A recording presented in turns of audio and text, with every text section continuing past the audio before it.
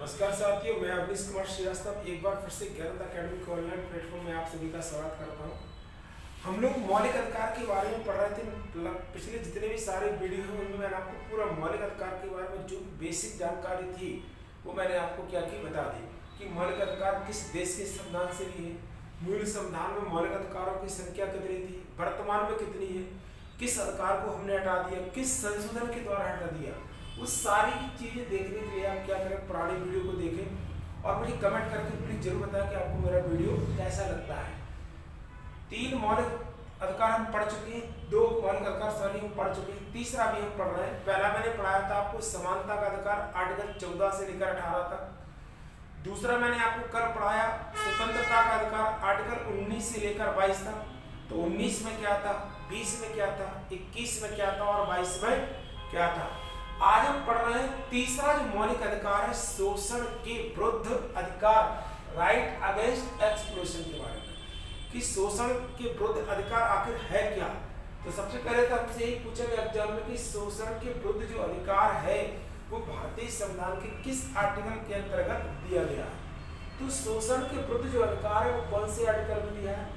एक तो आर्टिकल 23 याद करना है और दूसरा क्या करना है हमको 24। बहुत छोटे से आर्टिकल है। तो आर्टिकल 23 और 24 में क्या दिया गया है, शोषण के विरुद्ध अधिकार दिया गया है। तो सबसे पहले हम पढ़ेंगे आर्टिकल 23 में आकर है क्या। संविधान का आर्टिकल 23 क्या कहता है, क्या बताना चाह रहा है हमारे लिए। तो 23 में क्या कहता है, मानव दुर्व्यापार। थोड़ी देर के लिए रुक जाए। क्या कहा आर्टिकल 23 में, मानव दुर्व्यापार।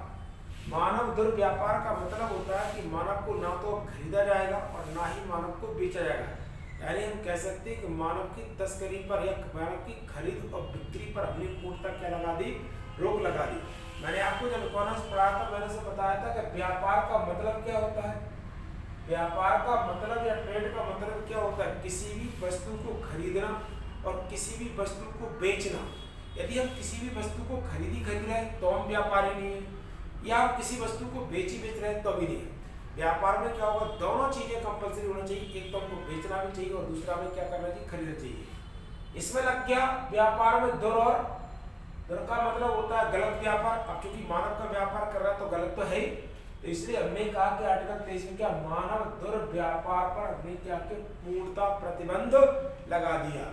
और इस उपबंध के अंतर्गत यदि कोई व्यक्ति ऐसा करता है तो उसे अपराध की श्रेणी में रखा जाएगा। तो पहला तो हो गया मानव दुर्व्यापार।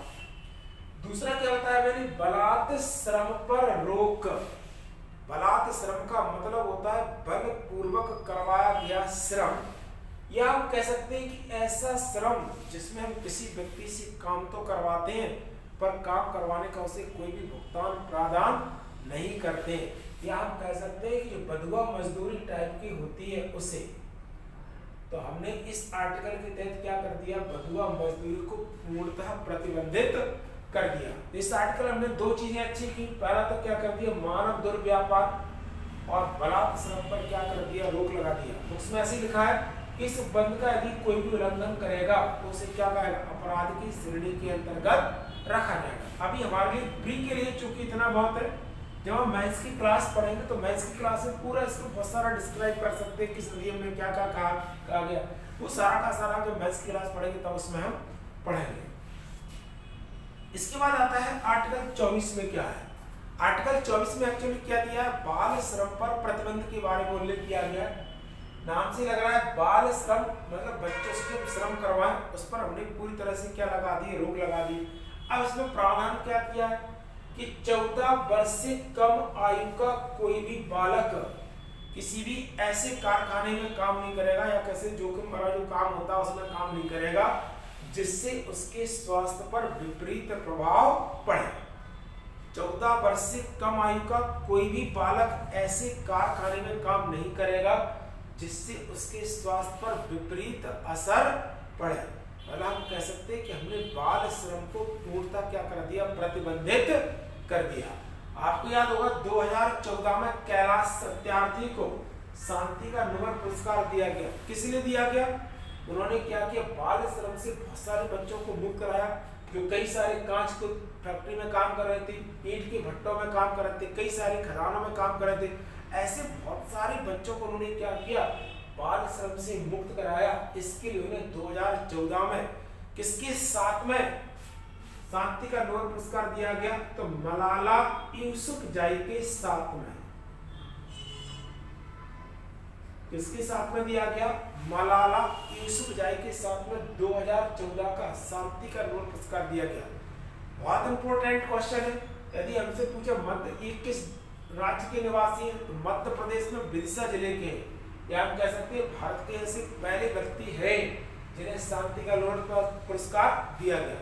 और इससे पहले 1979 में मदर टेरेसा को शांति का नोबेल पुरस्कार और दिया गया। तो भारत में अभी तक केवल 2 व्यक्ति ऐसे हैं, तो मदर टेरेसा को दिया 1979 में, और दूसरा 2014 में किसको दिया गया, कैलाश सत्यार्थी को शांति का नोबेल पुरस्कार दिया गया।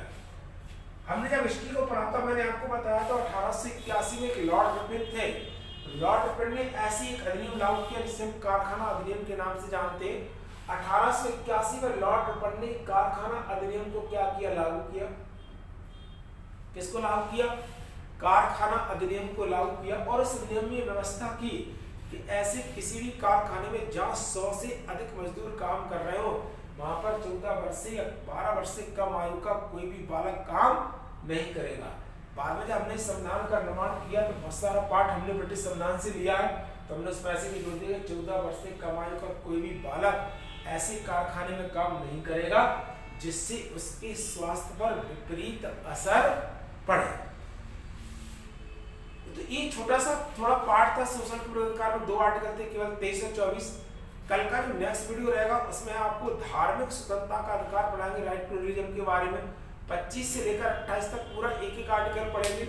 इसके बाद एक आर्टिकल व्यवस्था, तो कोशिश करूंगा कल की वीडियो में आपको संस्कृति और शिक्षा संबंधी अधिकार पढ़ा दूं। इसके बाद देन एक लास्ट मौलिक अधिकार बचेगा, संवैधानिक उपचारों का अधिकार। आर्टिकल 32 में जो 5 प्रकार के रेट है वो मैं आपको एक साथ ही कराऊंगा, उससे कई बार एग्जाम में बहुत सारे क्वेश्चन आपको पूछे जाते हैं। तो मौलिक अधिकार से संबंधित 3 अधिकार मैंने आपको पढ़ाया। आशा करता हूँ कि आपको समझ में आया होगा। और प्लीज यदि आपको अच्छा लगता है तो मेरी वीडियो को लाइक करें, कमेंट करें, सब्सक्राइब करें, और कमेंट बॉक्स में जरूर बताएं कि आपको मेरा वीडियो कैसा लगता है। तब तक के लिए जय हिंद, जय भारत।